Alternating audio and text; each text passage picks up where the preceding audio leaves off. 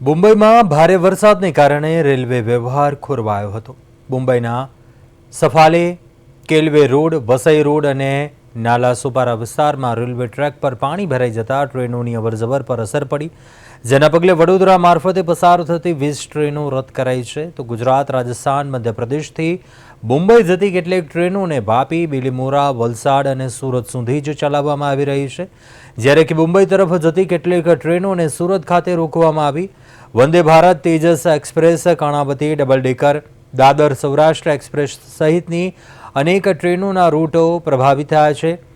Train અચાનક રદ થતાં વડોદરા સહિતના રેલવે સ્ટેશનો ઉપર મુસાફરોને મુશ્કેલીઓનો સામનો કરવો પડી રહ્યો છે. મુસાફરોની સુવિધા માટે વડોદરા રેલવે સ્ટેશન પર હેલ્પ ડેસ્ક શરૂ કરાયું છે અને મુસાફરોને સતત આ મામલે માહિતી આપવામાં આવી રહી છે.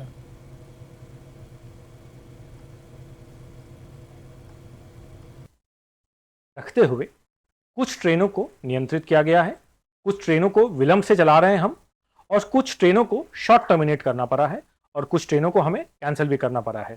साथ ही कुछ ऐसी ट्रेन्स हैं जिनका हमें मार्ग भी बदलना पड़ा है. ये सभी निर्णय केवल यात्रियों की सुरक्षा को ध्यान में रखकर लिए गए हैं. वर्तमान स्थिति की बात करें अगर, तो आज की तारीख में 16 ट्रेनों को अब तक रद्द किया गया है. साथ ही 15 ट्रेनों को शॉर्ट टर्मिनेट किया गया है. 26 ट्रेनों का समय रीशेड्यूल किया गया है. 16 ट्रेनों को शॉर्ट ऑरिजिनेट किया गया है तथा 13 ट्रेनों को मार्ग में बदलाव किया गया है. ये सभी परिवर्तन मौसम की परिस्थितियों और सुरक्षित संचालन को ध्यान में रखते हुए किए गए.